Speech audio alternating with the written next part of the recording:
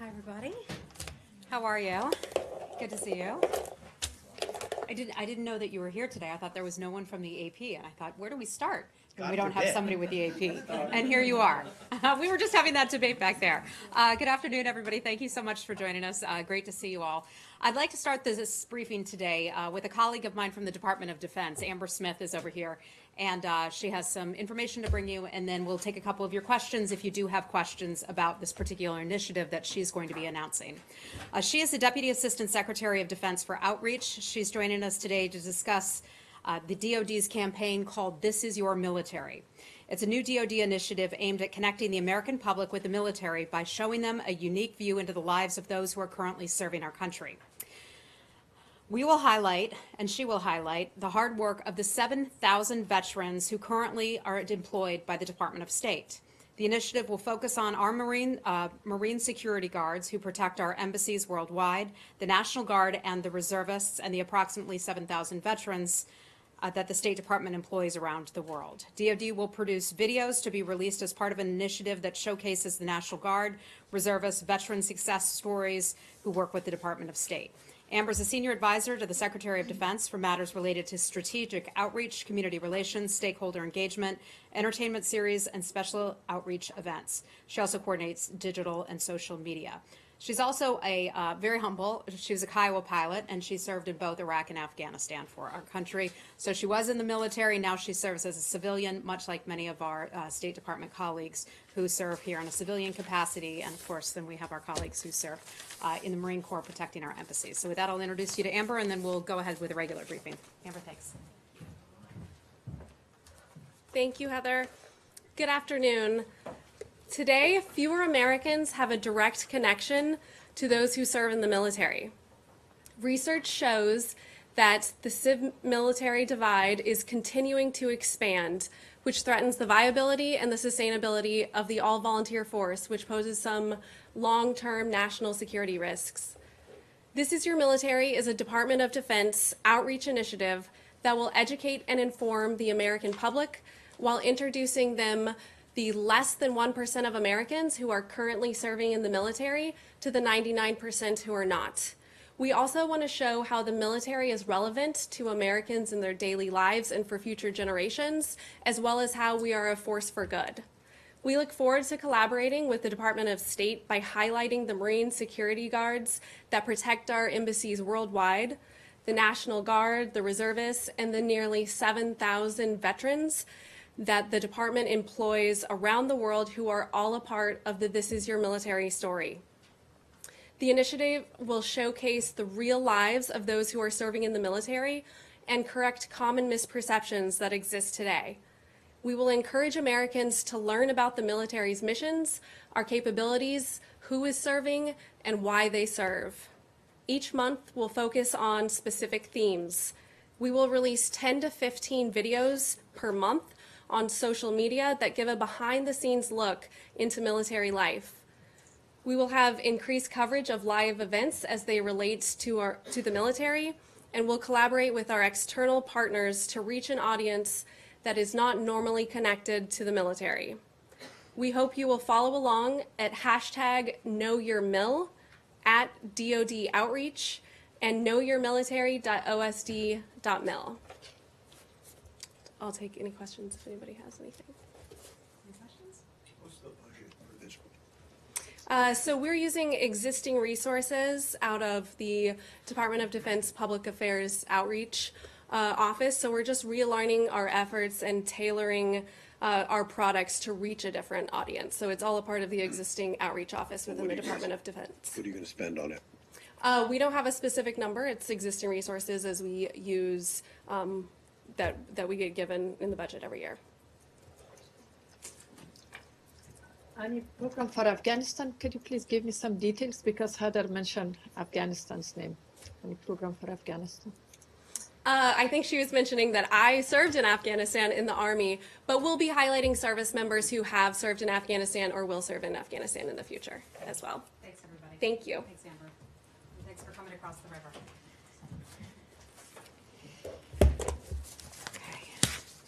I'd like to start now by giving you an update on the Secretary's trip to Latin America and also the Caribbean.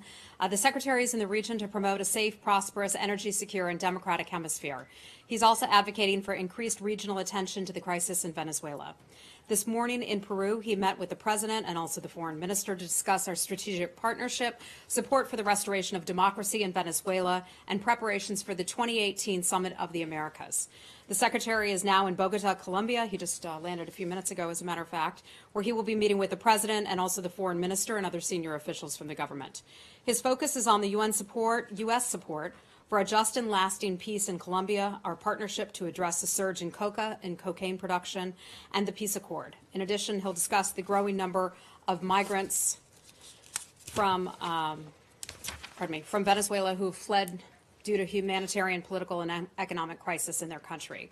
Tomorrow, the Secretary will meet with Prime Minister and Foreign Minister in Kingston, Jamaica, where he will be headed next. He will underscore the U.S. commitment to the Caribbean 2020 strategy and discuss energy security and Jamaica's successful economic reform efforts. In addition to that, the Vice President, as many of you know, is on his way to Japan today. The Vice President will lead the U.S. presidential delegation to the Winter Olympics in Korea to demonstrate U.S. commitment to the universal values of the Olympic Games and the values that they promote. Vice President Pence will attend the opening ceremony on February the 9th, along with the Second Lady of the United States, Karen Pence, Congressman Ed Royce, General Vincent Brooks, General James D. Thurman, our charge d'affaires from our embassy in Seoul, Mark Napper, and 2002 Olympic gold medalist Sarah Hughes. The Vice President looks forward to cheering on Team USA and athletes and also the para-athletes representing our country and making America proud. He looks forward to personally congratulating the many young athletes who will bring medals back to their families and friends across this great land. His visit will further demonstrate the strength of the U.S. ROK alliance and underscore the importance of the maximum pressure campaign all around the world against the DPRK and the regime. He will also remind the world of humanitarian rights abuses, the humanitarian rights abuses that are well documented. We encourage all Americans traveling abroad to enroll in our Smart Traveler Enrollment Program, that is our STEP program, by visiting travel.state.gov, where they can also find useful travel information for the Olympics or in any other international destination they may be visiting. And finally, I'd like to turn to Turkey, and that is where we'd like to say that the United States is deeply troubled by the February 1 rearrest by Turkish authorities of the Amnesty International Turkey chairman, Taner Kilic. He's been in pretrial detention since June of 2017. We're closely following his case, along with those against other respected human rights defenders, journalists, civil society leaders, and opposition politicians, whose ongoing prosecution under the state of emergency has chilled freedom of expression and raises serious concerns about respect for judicial independence and the due process protections enshrined in the Turkish constitution. We call on the Turkish government to end the protracted state of emergency, to release those detained arbitrarily under the emergency authorities, and to safeguard the rule of law consistent with Turkey's own domestic and international obligations and commitments. And with that, I'd be happy to take your questions. Thanks, Heather. I guess why don't we start on the North Korea issue? Both the Secretary and the Vice President have suggested that, if something sort of came about spontaneously in Pyeongchang, that, it's possible there could be some type of, dialogue. And I'm curious, given that there's not a State Department presence on that trip, what would that look like? How prepared is the Vice President? How far is he prepared to go? And, what would be sort of the limitations for what they would discuss if that were to happen? So I can't speak for the Vice President. I can't speak for the White House. I can only say, a couple things. One, our charge d'affaires will be there as a part of the official delegation. Mark Napper will be there. But there are no plans to meet with any North Korean officials during or after the Olympics. I want to be clear about that. There are no plans to do so. The Secretary and the Vice President said, we'll see what happens when we get to the Olympics and when the Vice President is in the region. There is no shift in U.S. policy regarding this.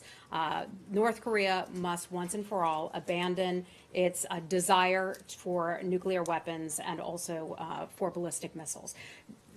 Do away with that desire. Stop. And then perhaps we'd be willing to come to the table and have a conversation with them about it. So when Yeah, I you have something else, but say- if you want to do North Korea, then we Go can ahead. circle back. Okay. When you say we'll see what happens, what is that dependent upon? Is it dependent upon North Korea's behavior while at the Olympics? Or, when you talk about a sustained show of no provocation, that seems like that would span a greater time than the Olympics anyway.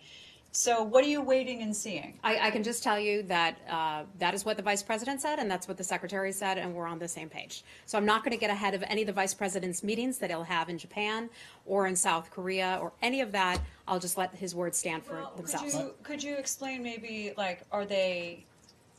what is it based on? We'll see what happens. What happens with what? Yep, I'm going to leave it. I'm going to leave it at that with what the vice president, also the secretary, had to say. Okay. But Heather, do you mean that the U.S. and the Vice President would consider a demand from the North Koreans to have a meeting? I've just said we and they're have not asking no for what? plans to do so, and our policy hasn't changed. But they would consider a demand from the North Koreans. I to have meet. no specifics, and we've been given no specifics on any individuals. Heather, if I'm not mistaken, if Vice President Pence were to have some kind of dealings with the North Korean on this trip, he would be the second highest serving U.S. government official ever to have done so. The highest was Bill Clinton in the fall of 2000. Why on earth would you want the second-ranking official in the U.S. government to meet with a country with which you have so many disagreements? Why would you start with your number two official? Why wouldn't you just rule that out? We have no plans to meet with North Korea during the Olympics or after the Olympics. We have no plans to do so. Right, but you haven't ruled it out. In fact, you very clearly dangled the possibility by failing to rule it out. And I still don't understand why you would want or even be willing to entertain the possibility of the number two official in the U.S. government meeting with the North Koreans, given how many disagreements you have. I'm not going to get ahead of the vice president and his meetings. The vice president has a full series of meetings, both in Japan and in the Republic of Korea, and I'm not going to get ahead of those. So I'll leave it at that. Okay. Okay. Say, Go ahead, Heather, given that it appears to be a message, since both gentlemen used exactly the same wording, is the State Department considering sending out someone from EAP just to have someone on site to give advice, just in case, could come in handy? Not anyway? that I'm aware of. Okay. Okay. Let's. What did you have? Anything else on DPRK, South Korea, something? Okay, go ahead. Do you have a comment or reaction to the video posted by Sol Kim, the son of Tony Kim, one of the Americans who's been detained in North Korea? And also, do you know that his family is saying that the last contact had with him was in June? Can you confirm that? Yeah. So the video that you're referring to is of an American who's been detained in North Korea. And this is a good reminder to all Americans that you should not go to North Korea. It is not a safe place to go to. The safety and the well-being of American citizens is one of our top issues at the State Department. You may recall last year that our Ambassador Joe Yoon, had visited with 3 Americans when he was in North Korea and was able to visit them. Mr. Kim is one of them that he was able to see. That is the last time that we have made contact with Mr. Kim. From our understanding here, that is the last time that either the United States or Sweden, our protecting power there, since we don't have diplomatic relations with North Korea, has been able to see these 3 Americans who are being detained. Yeah, yeah, sure. Hi, Syed. Yeah, sure. On Gaza, I know I asked you last week, but the situation has deteriorated so bad since then. There's a disturbing article in today's Post that says who's responsible for electricity in Gaza, and they're suggesting that the regional powers, Israel, Egypt, including the PA, including you, should supply a direly needed power supply, because 10 hospitals have been basically closed or to a bare minimum. I wonder if you have any comment on that. We've certainly seen those reports about the situation and the electricity problems, which we've addressed here in this briefing room before, where people have had difficulty getting electricity for sustained periods of time, including hospitals, which obviously they desperately need that electricity. It's a topic that Jason Greenblatt, the president's special envoy, handling Middle East peace negotiations, discussed at length just about a week ago when he was visiting Brussels. We are calling upon the international community to sit down and have conversations about this, to come up with some sort of a resolution, because it's clear that the people of Gaza continue to suffer, and it's largely at the hands of Hamas, because Hamas has the authoritarian rule over that area. They've consistently prevented the development of major electricity and water projects in Gaza. That has been a persistent problem. They've been refusing to pay the Palestinian Authority for services that it already provides, obviously a tremendous problem. We're glad that the Palestinian Authority has decided to restore previous levels of electricity to Gaza, but the electricity is simply not enough. So it's something we're watching carefully, and that Jason Greenblatt spoke to about a week ago. I understand, but the power is supplied by Egypt and Israel. Would you call on them to perhaps supply more power as needed? Yeah, I'm not going to speak for those other governments, but we do see that there needs to be some sort of an international solution to this, because clearly the way it's working right now is just not working. Now, on Israel and Egypt, one last question. There were reports this past weekend that the Israeli Air Force has been active, bombing along ISIS bases and so on in Sinai. Yeah, can you confirm that? I can't. I'd have to refer you to the Israeli government for that. Okay. All right. Hi, Lori. Hi, how are you? Iraqis, prominent Iraqi figures are calling now for the U.S. to leave. One was a spokesman for the Badr organization, which includes the head of the Popular Mobilization Forces, and they said this should be done as a collaboration between the Iraqi and U.S. governments. The Kataib is Hezbollah, one of the Popular Mobilization Forces, and headed by, a terrorist, has threatened force against U.S. troops to make them leave. What is your response to that? We are in Iraq to defeat ISIS. We're also there in Iraq at the invitation of the Iraqi government. We will stay there as long as the Iraqi government wants us there to not only continue to help maintain the peace, but also assist with stabilization projects. So threats aside, we're there at the invitation of the Iraqi government. Are you concerned that political pressures could cause the Iraqi government to ask you to leave? I'm not going to get ahead of the situation. We have a very good relationship with both the Prime Minister and also with those in the north as well. And if I could follow up on your comments on Turkey. Yeah. When you called for, you're troubled by the Turkish arrests and you called for an end to the state of emergency. The co-leader of the Democratic Regions Party in Diyarbakir, a prominent political figure, criticized Turkey's assault on Afrin, and he was arrested today. What is your comment that he would be included among these arrests that you deployed? Lori, I'm not aware of the details of that, so I just don't want to comment on something I don't have any information on. But in general, you oppose any arrests for free speech? I don't have the information on that, but I think our position on the importance of free speech is well documented. But I hesitate to comment on your particular question because I don't know the details. Okay, anything else on Iraq? Okay. Let's go to Syria. Hi. Hi. Just to follow up on your statement about the chemical weapons, Syrian chemical weapons, given that Russia is blocking the U.S. attempts at the United Nations for a unified international reaction, what are the options? What other options are there?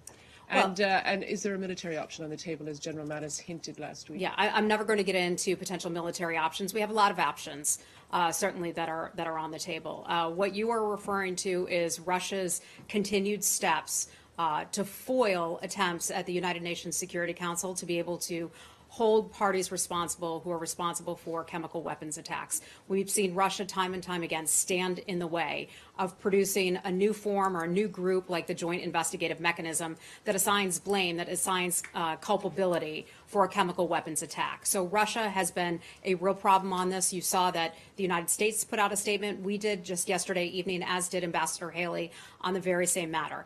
This is part of the reason why Secretary Tillerson went to Paris just over a week ago. Secretary Tillerson and 25 or 26 other countries signed on to a document that would establish or would work to potentially establish a new mechanism that could assign culpability, assign blame for the use of the chemical weapons attacks. So I think we're going in two parallel movements. One, with the international community, that meeting that came out of Paris, and then two, and we'll wait for the French. I believe they have the lead on setting up any additional meetings in the future, but we anticipate that there will be meetings sometime in the near future. And then there's the path at the United Nations. So I don't want to get ahead of Ambassador Haley and anything that she's working on there, but I know that the Russian attempts to step in the way, or the Russia's stepping in the way, has been a major problem and has caused incredible concern on the part of the United States government and many others as well. You said that Okay. to sign culpability. How would you do that? I mean, what, you would rely on evidence, collected evidence? There would be an international body. I mean, how Those would are the you do types of things that were suggested before, that there be an international, unbiased group of people who would be able to go in, collect evidence when it's safe to do so. That has been part of the problem in the past, and they will work all of that out. So I don't have all the details on what proposals might come forward. I think they're still working through some of them themselves. But I know that Russia, one of the plans that it had tried to advance is giving them the ability to actually veto any results that would come out from this body. So that obviously doesn't make sense. We need to have an international and impartial group. Okay. Anything else on Syria? As you point out in that statement, there have been 6 of these incidents in a month's time. So obviously the threat of action, say, at the UN or elsewhere, hasn't been working. The U.S. says in this statement that these incidents must stop. Mm-hmm. So is this to be seen as a warning of, say, military action being the next step? We have taken military action before. You are all very familiar with the steps that our government took to do that, and this is something we're watching the situation. We're very concerned about it. When you have 6 attacks in a month, that is a tremendous concern, not just to the United States, but the entire world as well. But I'm not going to forecast any action that may or may not be taken. Are you issuing a warning to the Syrians?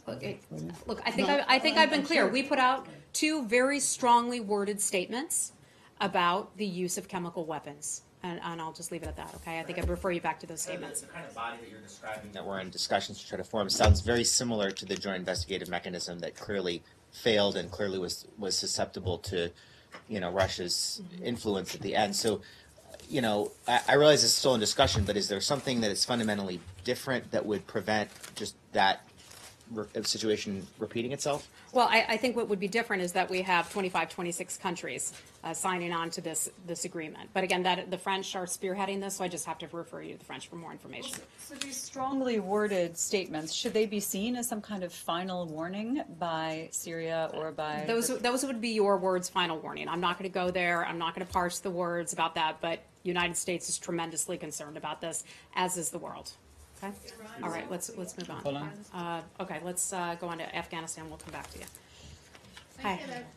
After the Pakistan attack, Afghan delegation prepared some documents and evidence to show to Pakistani authority, and for the first time, Pakistani authority accept that they blame themselves almost. And after that, Pakistan delegation came to Afghanistan to discuss about peace process or something like that. But still it didn't work. Pakistani, army shooting rockets against North Afghanistan. What do you think, although President Trump said they are not able to talk again with the Taliban regarding peace process in Afghanistan? I think what the president was saying, and our deputy secretary, John Sullivan, was just on Capitol Hill where he was testifying about our strategy, along with one of his DOD counterparts, about our strategy in both Afghanistan and Pakistan. What the president was talking about, what our deputy secretary was talking about, is that clearly there are elements of the Taliban that are not willing or not interested in sitting down to have successful peace negotiations right now. When you've seen the horrific terror attacks that have taken place specifically in Kabul, 130 people or more died within the last 2 weeks alone, civilians, including Save the Children, an attack taking place there, is despicable and deplorable.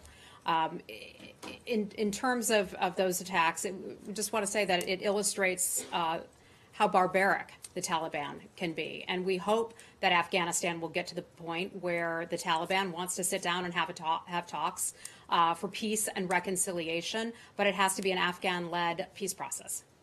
Okay.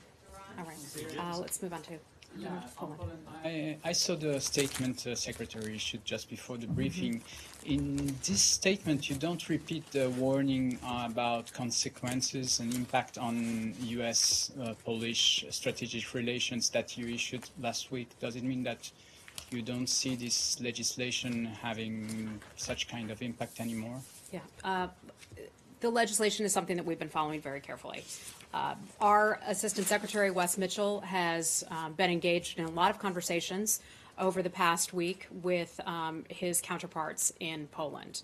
We are disappointed by the President Duda's announcement that he intends to sign that legislation that would impose criminal penalties for attributing Nazi crimes to the Polish state. The law, which we understand will be referred to Poland's constitutional tribunal once signed, adversely affects freedom of speech and also academic inquiry. The United States wants to reaffirm its position. Terms like Polish death camps, we understand, are both painful and they're also misleading, but we also believe in the freedom of speech and the freedom to have academic freedom so that people can learn about what really happened.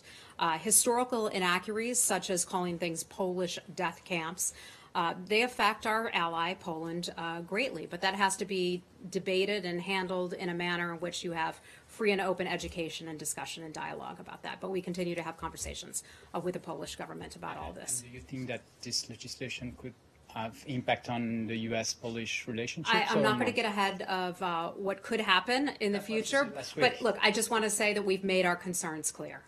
Heather, what message are you trying to send to Warsaw now? Because there was this warning from last week. The Secretary is talking about his disappointment or the disappointment of the United States now. So what is the message you're trying to send? And what is the next thing you would expect from the authorities in Warsaw? Yeah, and some of these will fall under private diplomatic conversations. Some of these conversations could be firm because there is a very real concern on our part, and I think we've made our concerns very clear. But some of these are going to be private conversations because we see that we can best affect change when we have those types of private conversations. But this conversation will continue, as I understand. Yes, this will continue. Hi, well, what's your name? Hi. Magda Sakowska. Okay, nice to see you. Yes. Okay, let's move on. Okay. Caribbean. Sure. Oh, let's go to the Caribbean. All right. It's February. Let's go to the Caribbean. You're going to regret that. I know, right? That's what I'm wondering. Oh, wait a minute. I wanted to ask you about Leandro Rizzuto Jr., the ambassador nominee to Barbados, who's has a history of spreading baseless conspiracy theories about Senator Ted Cruz's wife, among others. Senator Ben Sasse is suggesting very strongly he will try to block that nomination of someone that he says wears tinfoil hats. Does the administration stand behind his nomination? Yeah, I know he was a nominee put forward by the White House. I've not had the opportunity to meet him at this point. I'm not sure what process he is in the overall nominee process, but he hasn't been through the Senate yet, hasn't been through confirmation, and when there's a nominee who's named, we try not to comment on that because that person is a nominee. It seems like this is kind of a trend right now between him and the nominee for the UN's migration agency, who has said that Islam teaches its followers to perpetrate terrorist attacks, the nominee for the deputy perm rep at the UN, who has praised far-right provocateur Milo Yiannopoulos, and of course we remember our situation with Ambassador Hoekstra. I mean, the State Department is obviously intimately involved in vetting some of these people as they're being considered. Is there a problem with the vetting process? I think there's probably always more that can be done when we look at individuals, and I'm speaking just broadly. There's probably always more that can be done, but extreme vetting, maybe. Cute, Michelle. I don't recall similar things coming up for the vast majority of nominees in prior administrations. I wasn't working in this kind of position before then, so I can't comment on that. You probably would have heard of them if there had been, and there have not been a lot of them. So the question isn't whether more can be done. The question is, why doesn't this administration do more? Or is it, in fact, the administration's desire to put forward people who have a record of saying such things to represent the United States abroad? I don't have anything for you on that, Arshad. I'm sorry. I can just refer you back to the White House for some of its nominees. Can you tell us what does Tillerson currently get, like veto authority over nominees for ambassadorships the president wants to put forward? I think the White House will put forward names. Sometimes we will have our career people, as you well know. Sometimes we have our chargés who are in charge, who conceivably could become the next ambassador to a particular post. But the White House and the State Department work on these matters, and they always work in conjunction with one another on that. But do things like this, I mean, this guy was tweeting things to Mitt Romney like, Satan has a hold of you and God will not forgive you what you did. Doesn't this embarrass the State Department? Michelle, I don't have anything for you on that, okay? I don't have everybody's tweets under the sun in front of me, okay? Okay, hi. Thanks. Bakr Namazi was sent back to jail today. They cut short his medical leave, and his family says that it's tantamount to a death sentence. I wonder what your reaction is and whether the Trump administration wants to have a dialogue with Iran about these hostages. We were incredibly disappointed to have learned the news that the Iranian government put him back in prison. Let me just remind people, or perhaps if some of you haven't heard about his case before, he is an 81-year-old American citizen. His son also sits in Iranian prison, in the notorious Nevin prison. We have been alarmed for some time at his declining health. We know that he's in urgent need of sustained medical care. We're deeply disappointed in the fact that he has been returned to prison. We're concerned about his health. We call for his unconditional release from his unjust detention in Iran, and that renews our calling for all Americans who are being held in Iran and being held unjustly to be returned to the United States. That includes his son, Simek, and Zhenhao Wang, and also Robert Levinson, who's been there for more than a decade. His brother says that, Babak Namazi says his brother has been tortured in Iranian jail. He let that news out today. I wonder if you have heard that, or I had not heard that. That's heartbreaking to hear that. And is the U.S. ready to have some kind of dialogue with Iran about this? Okay. If we have the opportunity to have conversations, then we always bring up the safety and security of our Americans, especially our Americans who are being detained. We raise it with Iran at every opportunity. We will continue to do so until their cases are resolved. Maybe the State Department needs to have a more direct channel, something more than at the meetings of to discuss the JCPOA. Perhaps the Secretary Tillerson emailing and speaking frequently with Mohammed Javad Zarif. Well, Carol, I'm not going to make policy or make commitments on behalf of the Secretary. He will handle it the best way that he sees fit. But I think it's pretty obvious that we have a number of Americans who have been detained there for quite some time, and we would like for them to come home. Iran should release those Americans. If Iran wants to be considered a part of the world, if they want to be respected by the world, that would be a good way of doing it. And when you say you raise it at every case, I mean, the only contacts that I've seen have been at the JCPOA meetings. Well, our contacts are extremely limited, as you well know. You all would be the first ones knocking on my door if you heard about any contacts. But when we do have the opportunity, we raise the issue of Americans who are being detained. Well, Heather, it's been reported that Tom Shannon brought this up. It spoke with the Iranians about this in Vienna in December. Can you confirm that? I've seen those reports. I can't confirm any of that. I have a question about Russia, the START treaty. Okay, hold on. Let me just go to Ilhan right over here. Thank Ilhan, you. Hi. Hi, Heather. Just to follow up your topper on Turkey, very strongly worded statement.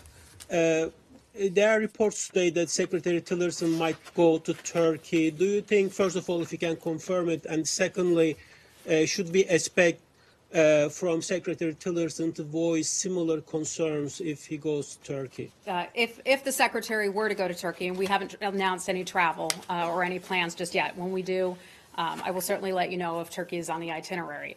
But if the Secretary were to go to Turkey, yes, that would be an issue that he would bring up, as we do on every occasion like that. Okay? Anything else?